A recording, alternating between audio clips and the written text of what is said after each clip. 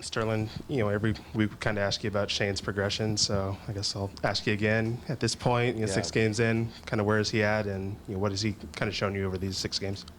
Yeah, just steady growth and steady development, and I know that's what I've said all along. But with a young guy like that, those are your goals day in and day out with him, and just each one of those game reps, every practice rep is essentially a growth rep for him, and understanding and just gaining knowledge, especially in games about pitchers and schemes and what he sees and where he needs to take the football. So those are the things that we really focus on with him and that he absorbs, that he takes in and really goes to the practice field and focus on executing, and then obviously we want to carry into the game and be able to do that on Saturdays. I know we've asked you a lot about Deontay Foreman, but another 100-yard game in the books for him. Where is he at? As a player, and can he even do even more? Absolutely, I believe his ceiling is still high. You just got to think that he's still early in this offense and still growing and understanding our schemes and knowing how to run and utilizing tempo to be able to excel and do what he does every Saturday. So he's a guy that continue to take care of his body, continue to be great in the weight room and grow in that aspect, and just be a complete football player as a running back, as a blocker, as a guy who can catch the football out of backfield as well. So there's plenty of room and for improvement for him. The thing about him, he's driven. He's determined to do those things. Coach Ant's done a great job with him in his development. And those guys up front, I mean, as y'all know, and I tell those guys all the time, as y'all go, we go, talking about the offensive linemen. So you don't have that kind of success on the back end with a running back without guys doing right up front. So Coach Maddox and those guys have done a good job blocking up front and creating and creating holes and ways for him to run. Front left, Brian.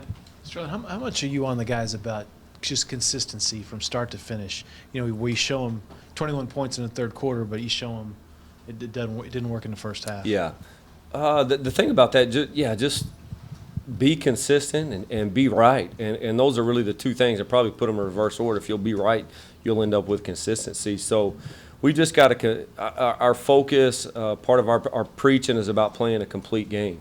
And part of that is playing a complete game as a football team as well. If we're playing good on the defense side of the ball and special teams, then we got to do our part on offense, on the offensive side of the ball. But we're just continue to preach that about playing a complete game, be consistent, start fast, be able to come out and then complete games, and those are where our focus is, and that's where our development needs to go. On the right, Joe. Coach, how do you plan to utilize little Jordan Humphrey going forward this year, since he's been at both wide receiver and running back? Yeah, he's a guy, like I've talked about before, he's very, very talented, and he's rare to be in the backfield with that kind of size and speed and athletic ability. So he's a guy, you can utilize him multiple different ways with his skill set of being able to run the football, and then his skills, being able to catch the ball and run pass routes. So he adds a dimension that's kind of rare.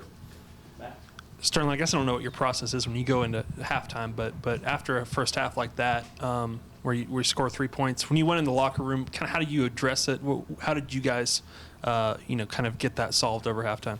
Yeah, you just got to be aware and be cognizant of it as coaches and our coaching staff of what are they schematically doing to us and what do we need to come back out in the second half and make our adjustments and go do. So what you do is you come in at halftime, you identify what things and schematically which way we need to go. You get that information to our players, and then you come out for the second half and you go execute those plays. In the back, Andrew. Pointing to, I guess, those mixed halves that you've had, does Shane get enough credit for staying calm under that pressure whenever the offense isn't going the way it should be? Yeah, I mean, I don't know credit-wise. I just know from our aspect of it, from a coach's standpoint, that's one thing he's done really well is he doesn't, as we use the term, he just stays calm and stays steady with what we're trying to do offensively, and that's really huge for him, especially for his age and really lack of experience. For him to stay that calm and him to stay to the process, stay to the game plan of what we're trying to get accomplished, and then go in at halftime, make adjustments, and then come out and play the way he has in the second half of the last couple of games. On the left, Joe. Sterling, Gene DeLance and Denzel Okafor are guys that haven't played a lot, but they played a little bit. What have you seen, not just from the tape, but in practice, that makes you feel good about those guys, not just the rest of this year, but going forward into next year? Yeah, those guys have gotten better. Just like you said, they haven't got a ton of rest, but those guys have gotten better, throughout this season. And that's the thing with those guys. It's just Coach Maddox has done he's on those guys and he's teaching those guys and coaching those guys just like the other starters. And it's just about developing with those guys understanding and doing a great job of, it's hard when you're, so to say, when you're a backup at any age or any grade level, but much less when you're a true freshman, understanding all this and understanding how to prepare week in and week out as a young guy when you're not getting much playing time. So that's an area that both of those guys have grown in and are still understanding how to practice, understanding how to prepare every week when I'm not the starter. So again, the ceiling for those two guys is really, really high. We're really excited about where they're going to be, here in a few years and their development. But they're two guys that have gotten better since the beginning of the season. On the right. Sterlin, Deonta Foreman had 30 carries last week, 25 before that. Do you worry about managing his workload so he doesn't wear down as the season goes on? Yeah, we're aware of that, and that's about his workload right there around those kind of carries, and it's just something that he's with Chris being down, he's going to carry a little heavier load. So, we're obviously aware of that, and the kind of runs that are behind 25 carries or 30 carries, those are things that make a difference as well. So we're really intact of that and know and understand where he's at in the game, carries-wise, and, kind of what our expectations are of him. On the left, Mike. Sterling, the recruitment of the Duvernay brothers was unique, to say the least. Were you involved in that? And I assume he wanted to know from you kind of what you were going to run and how he'd be involved. Yeah, number one, it's a unique situation. And, yeah, I mean, as a whole coaching staff, we were involved, and obviously on the offense staff, we were involved with that. So we just laid it out to him and gave him an understanding of how we could utilize him in this offense, where he would fit in, what he could do, and what he would be able to fit in and do for us. So we were obviously excited about that for him, and he was fortunate he was excited about us and came and joined us. Has he lived up to that, what you laid out for him?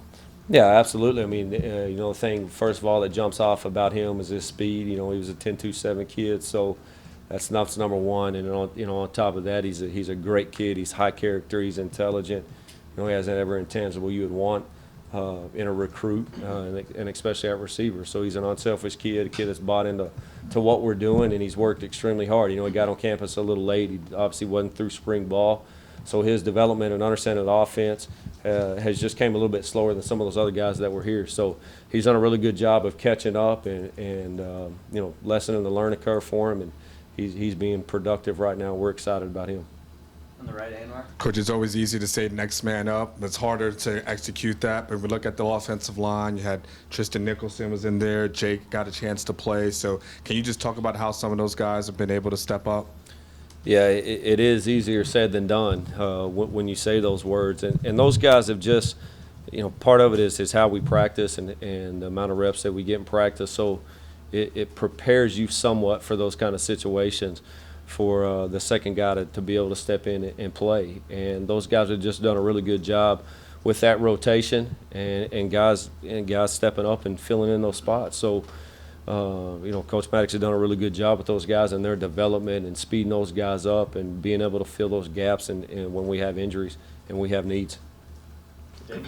Going back to Devin, I think it was Dorian on Monday who kind of mentioned sitting in the meeting room once, and Devin was already answering questions about the offense rather quickly early on. What is that an accurate assessment of his intellect, and what kind of intellect-wise has kind of stood out about him? Yeah, he's a sharp kid, and he's highly intelligent. And like I said, he got here late, so he started picking up on things late, but he sped his process up, and being a sharp kid like he is giving him the opportunity and where we sit today with him being able to be as productive as he has been the last couple of games. Ryan? Real quick offensive line. Do you have an update on Shaq? Whether he'll go? No, not right now. I mean, we're going to kind of see how the week goes. Okay. And then following up on what Anwar was asking, offensive line, it's always good when you're not talking about that. I think y'all are like second in rushing or third in rushing and second in sacks allowed right now. What is Matt doing specifically, do you think, that is helping these guys and getting them to click? And is it just his teaching style maybe? Yeah, I think he just does a really good job of teaching and getting our concept and our schemes and our fundamentals and techniques taught to those kids. And that's where it starts. Kids got to understand and know exactly what they're doing, and they got to utilize their fundamentals, their technique to be able to play well. I mean, if you don't know what you're doing and you don't know how to use fundamentals or techniques, it's not a good situation. So what he's done, he's done a really good job being a teacher and a coach, being able to teach those guys those things and teach them in a hurry and speed those guys' process up of being able to step up when we've had guys banged up and needed guys to fill in. And I'll also say it's to our kids as well. Those kids have done a great job of buying in to Coach Maddox and what we're doing offensively and being motivated and determined enough when you're a number 2 guy to set yourself up for those kind of situations when you got to fill in for a guy who's banged up.